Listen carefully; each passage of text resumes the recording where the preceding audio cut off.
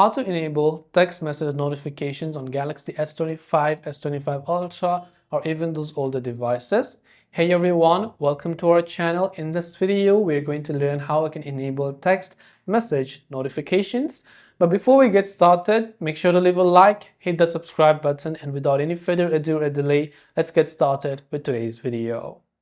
To enable text message notifications on Galaxy S25 or S25 Ultra or even older Samsung devices, it's pretty much the same process. First, you have to open Settings. Then go to Notifications. Then go to the option App Notifications and search for which messaging app you have. In my case, the default messaging app is Google Messages. In your case, it could be Samsung Messages or other. Simply look for your respective messaging app and go ahead and then make sure that you've allowed the notifications for that app.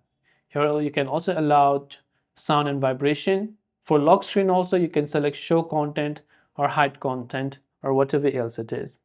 Either way, this way you can easily enable text message notifications on Galaxy S25 series. I hope the video helped you out, and if you have any questions, feel free to leave them down below.